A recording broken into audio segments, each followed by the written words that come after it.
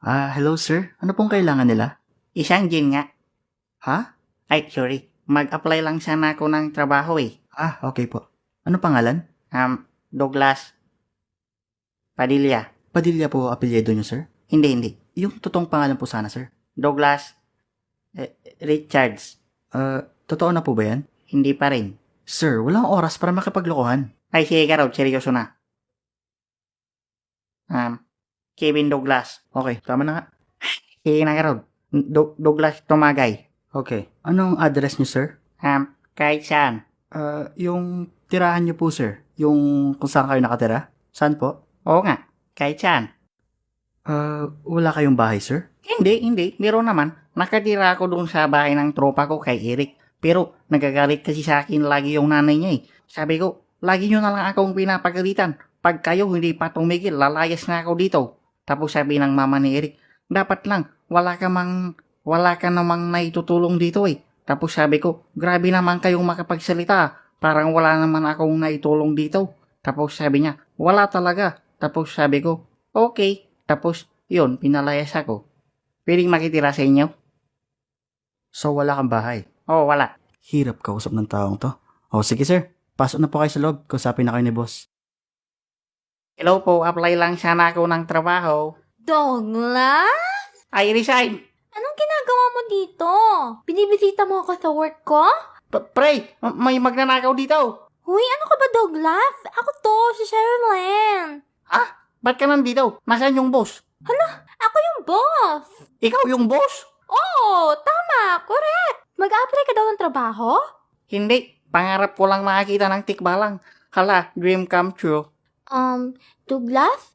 Balita ko daw nakidnap ka. Okay ka lang ba? Ayo, namali lang sila ng nakuwang tao. Hindi dapat ako yun. Hehe. Parang yung nangyari lang sa akin nung nagpariband ako. Ako si Lemon! Hey sexy. Wanna hang out? Lemon! Ay, buti naman. Alam. Di ko hayang masaktan ka. Pag ikaw, kasama ko palagi. Ikaw yung ipapakidnap ko. O siya, interviewin na kita, Douglas. At sorry, pero kahit alam kong mahal natin ang isa't isa, trabaho is trabaho. Okay? Yak, Sherilyn, ayoko, hindi na ako mag-apply. Okay, Mr. Douglas. Ay, long, ha? Tell me something about yourself. Tamad na lasinggirong na hindi pa naliligaw. Ano, tatanggapin mo pa rin ako? Yan ang hinahanap ko sa kumpanya ko. Anya? Next question. Bakit gusto mo magtrabaho dito? Dahil ba sa akin? Gusto ko kasing makita na nagsasalitang tuhod eh.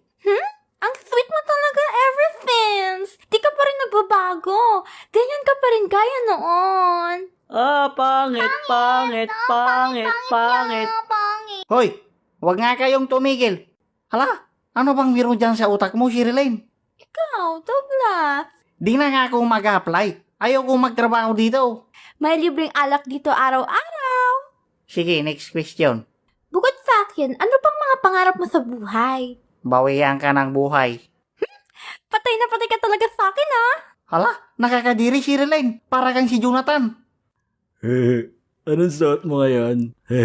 Gegi. Maiksi pa yan? Wait mo ako Gegi. Hoy, Jonathan, sino yung kausap mo? Si Lola. Ano sa tingin mo ang pinaka-pinagsisisihan mong bagay na nagawa mo? Mag-apply dito. Saan mo nakikita yung sarili mo in 5 years? Malayo sa'yo. Nililigawan mo pa rin ba si Aubrey? Aba, siyempre naman. Bakit hindi na lang ako? Ayoko sa aso eh. Sa tingin mo, kailan kaya magiging tayo? Teka lang. Nag-apply ako ng trabaho. Ba't mo ako nilalandi? Ba't kasi di mo ako magawang mahalin? Kasi nga, loyal ako kay Aubrey. Kahit anong gawin mo dyan, kahit anong ibigay mo, hindi ko siya kayang ipagpalit. Minsan. Bakit dati sobrang sweet mo sa akin? Douglas, crush kita!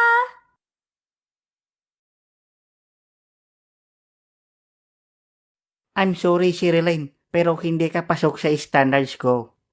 Siguro nga hindi talaga tayo para sa isa't isa. Precise me. Tama. Pwede mo bang sabihin na maganda ako para kahit papaano maging okay yung nararamdaman ko? Una sa lahat, Sherilyn, di mo kailangan ng lalaki para sabihin sa sarili mo na maganda ka. Kaya kung sasagutin ko yung tanong mo, hindi. O siya, dahil puro kasamaan na ugali ang pinapakita mo at di mo kayang sabayan ang love story ko, pues, Haha, di mo na ako tatanggapin? you're hired! Ano ang magiging trabaho ko? Mamahalin mo lang ako. Patayin mo na lang ako.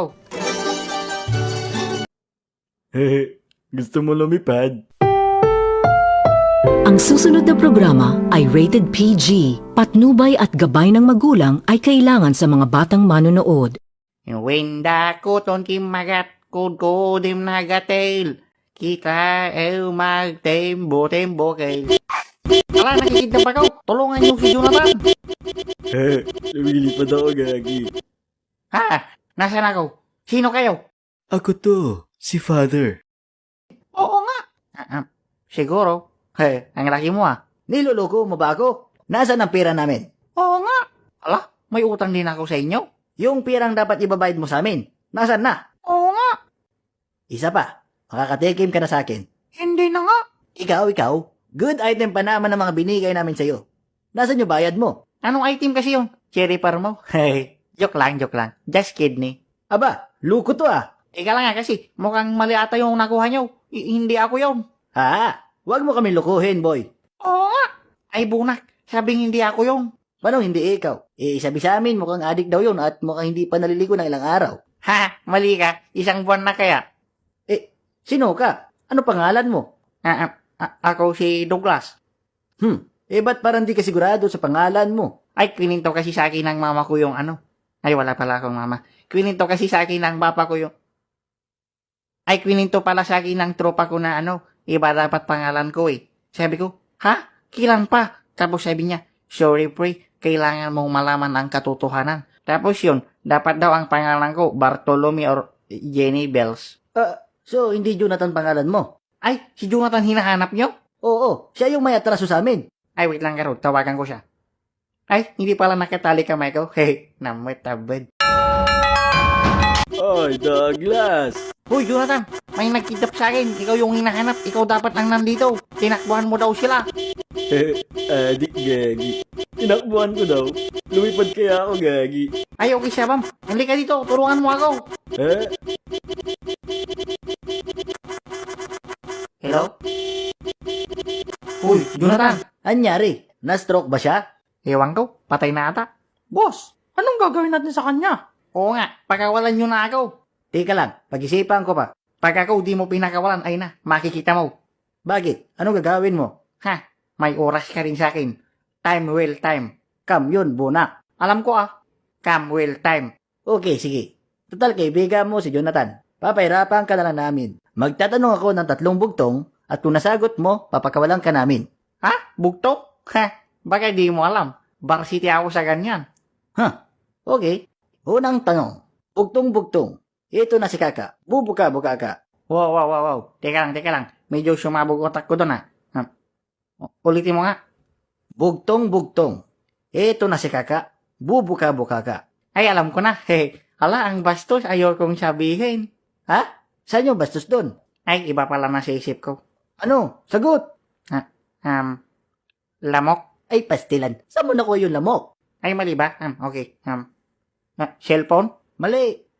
Upuan. Mali. Sabon na may nakadikit na ormot. Mali. Ano ba? Akala ko ba varsity ka? Akala ko rin Seryoso ka? Unang tanong pa lang to, hoy. May dalawa pa. Ako na lang kasi yung magbugtong.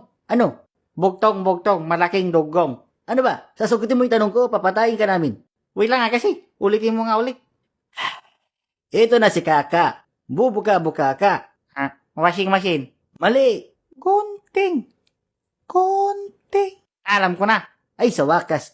O ano? Kambing.